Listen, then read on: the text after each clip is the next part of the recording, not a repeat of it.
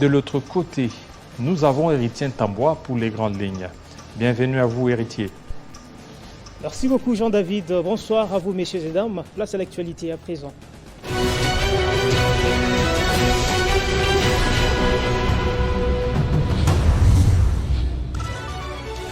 Processus électoral en RDC, le président de la Commission électorale nationale indépendante, CENI, envisage une rencontre avec le président honoraire Joseph Kabila. C'est dans le cadre des consultations initiées par Denis Kadima. Le président sud-africain a été reçu ce jeudi au Palais de la Nation par son homologue Félix Tshisekedi. Selon les informations, Cyril Ramaphosa est accompagné de plus de 10 ministres, des hauts fonctionnaires et d'une centaine d'hommes d'affaires sud-africains. Ils ont réussi, ils en parlent, c'est le thème de la conférence tenue ce jeudi à l'université Révérend Kim, au cours de laquelle a pris part le président de l'UNPC Kinshasa, Jean-Marie Kassamba, patron de l'espace 50, qui est revenu sur son parcours, exhortant les étudiants à construire leur propre réussite par le travail, tout en état déterminé, colloque organisé par la faculté des sciences des communications sociales. En dehors de nos frontières, au Burkina Faso, une quinzaine de civils ont été tués mercredi lors d'une attaque des djihadistes présumés dans l'est du pays, occasionnant un départ massif des habitants fuyant les incursions des groupes armés. Restez avec nous, mesdames, messieurs. Les journaux, c'est dans moins d'une heure et l'actualité reste en continu sur www.tele50.cd. Retrouvez toute l'actualité en continu sur www.tele50.cd. Voilà, merci. Le rendez-vous est pris dans moins d'une heure avec Gaëtan Koubabouranzi, Shigere Kabouya. Tout à l'heure, nous allons recevoir M. Michaud Longa. Tout de suite.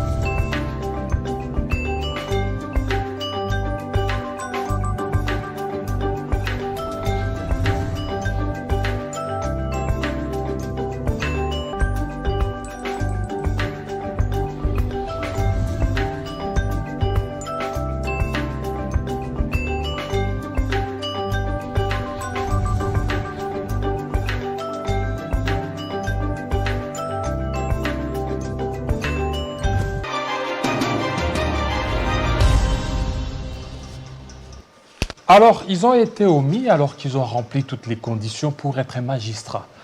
Sur la liste de magistrats publiés, plus de 200 magistrats qui ont réussi au test, on a omis leur nom. Nous allons essayer d'en parler avec une des victimes que nous avions reçues, M. Michaud Longa. Bienvenue. Voilà, vous êtes président du collectif. On a omis votre nom sur la liste des magistrats. Okay. Voilà, je fais partie du collectif des candidats magistrats omis sur la liste de 2023. 2023. Oui. Vous avez satisfait au concours? Oui, nous avons eu à satisfaire à ce concours qui a été organisé le 9 octobre 2022. Et on a été retenu pour être proposé à la nomination par le président de la République. Alors, vous êtes de Kinshasa? Je suis de Kinshasa.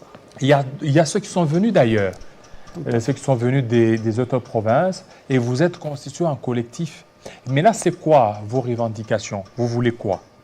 Nous voulons être réhabilités dans nos droits. Ça fait très mal. On organise un concours pour retenir ceux qui ont satisfait au concours. Et on convoque dans toute la République, on convoque, on fait venir les gens à Kinshasa pour le contrôle physique. Et on passe le contrôle physique. Les conseils supérieurs de la magistrature envoient même ces agents auprès des universités dans toute l'étendue de la République pour procéder au contrôle des documents académiques, ce qui a été fait.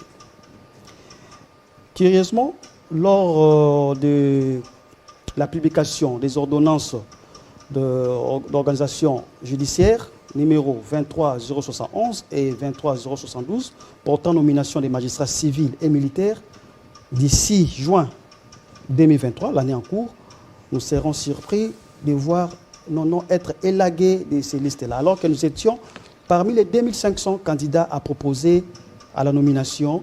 Nous étions retenus comme candidats à proposer à la nomination. Voilà, vous étiez retenu comme candidat. Oui. On vous a notifié que vous serez candidat, c'est ça? Tout à fait. On nous a... Bon, c'est qu'on vous a signifié que vous serez candidat Oui, qui serait nommé. Tout à fait. Et maintenant, la suite, c'était quoi? La suite, nous sommes passés au contrôle physique. On a appelé tous les candidats ici à Kinshasa, même ceux qui sont venus de l'intérieur, nous appelons à Kinshasa pour le contrôle physique, ce qui a été fait. On a envoyé les délégations du Conseil supérieur de la magistrature au sein des universités sur toute l'étendue de la République, ce qui a été fait. Mais lors des nominations, la publication des ordonnances judiciaires portant nomination des magistrats militaires et civils, nous avons constaté que nous étions élagués. Alors, vous étiez élagué. Est-ce que vous n'êtes pas parmi les réservistes ou parmi ceux qui seront nommés en 2024? Non, non. Moi qui vous parle, c'est dans le collectif que je dirige. Nous tous, nous sommes sur la liste 2023. 2023. Nous sommes de 2023. Et donc, on vous a dit que on devrait certainement vous nommer en 2023. Tout à fait. On devait être nommé en 2023. Mais fort malheureusement, nous constatons que à notre place, on a eu à ajouter frauduleusement d'autres candidats qui n'ont jamais passé le concours. D'autres candidats? Oui.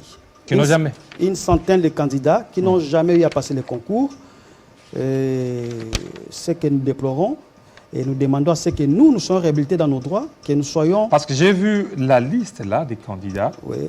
Ah, beaucoup de noms là. Alors, qu'est-ce qui vous fait dire que ces candidats ont été frauduleusement nommés? Oui, attendez. Nous avons les listes, les décisions qui ont été publiées par les conseils supérieurs de la magistrature, les listes de 2500 candidats proposés à la nomination à la magistrature pour 2023 et la liste pour 2024. Et après analyse, on a y analysé. C'est comme ça qu'on a pu tirer ces noms-là des fraudeurs. Et nous demandons à ce que ces gens-là puissent être poursuivis. Puissent être poursuivis, puisqu'on ne peut pas concevoir que dans un pays où on se dit un pays d'état de droit, qu'il puisse avoir des magouilles telles que ceux-là au sein de l'appareil judiciaire. On ne les conçoit pas. Alors, est-ce que même parmi les réservistes, vous n'y êtes pas? Non, non. Les réservistes, on n'en parle pas maintenant.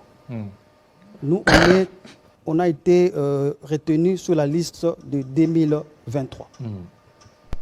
2023, normalement, c'est combien? 2500 candidats. 2500. Oui, 2500 Et candidats. ceux qui ont été nommés, c'est 2500. 2500. Effectivement. Effectivement. Alors, mais fort malheureusement, dans ces 2500, il y a plus de 100 Oui. ou 200 qui ont Oui. été écartés. Oui, qui ont été écartés. Et dans notre collectif, on a déjà retenu une cinquantaine. Et nous demandons à ceux qui ont été omis de nous rejoindre dans ce collectif pour qu'on puisse... Et oui, est-ce que vous aviez suivi la procédure normale? Vous avez saisi les conseils supérieurs de la magistrature? Oui, toutes les procédures ont Et été qu'est-ce qu'ils suivies. vous ont dit, par exemple, le conseil supérieur de la magistrature? On n'a jamais été reçus. On a individuellement, chacun de nous a eu à faire un recours, à écrire individuellement. Et jusque-là, le conseil supérieur de la magistrature nous a jamais répondu.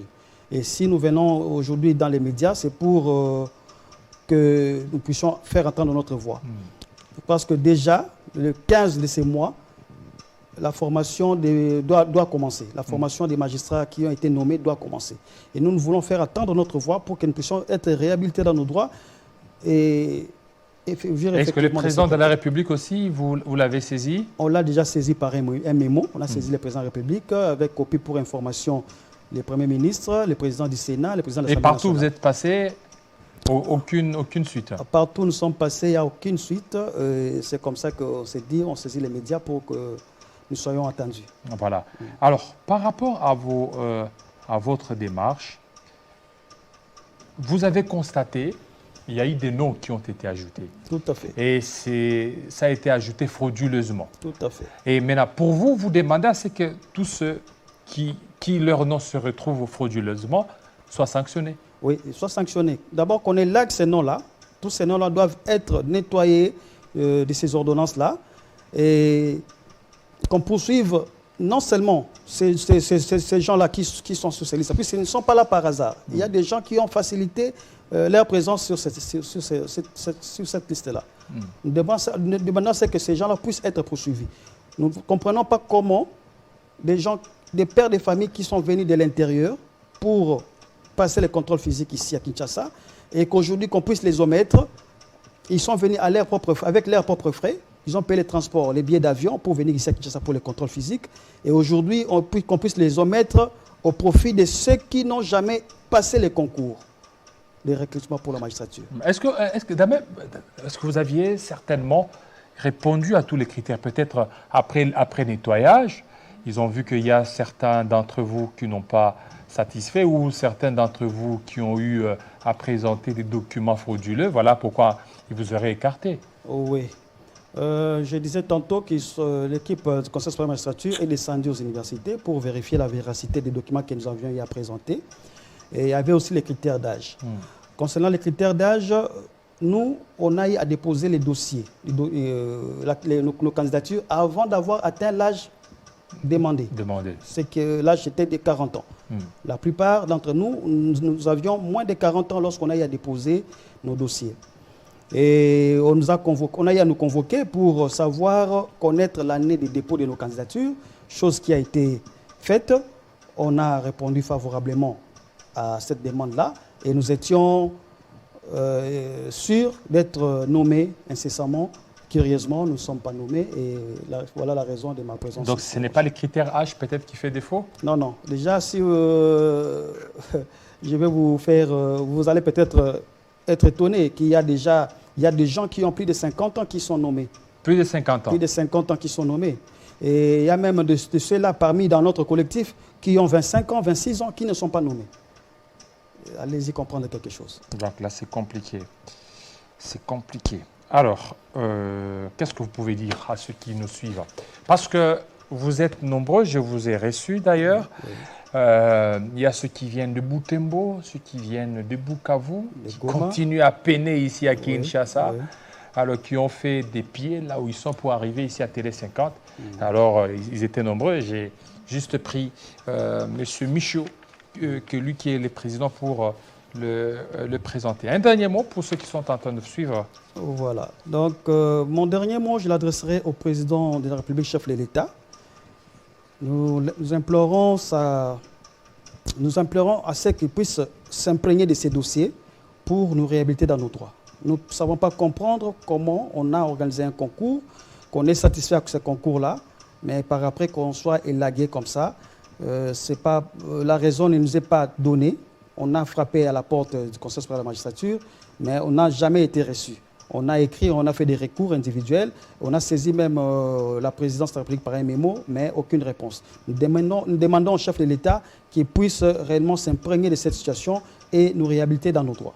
Voilà, merci beaucoup, Monsieur Michaud. Tout de suite, on va parler de la politique.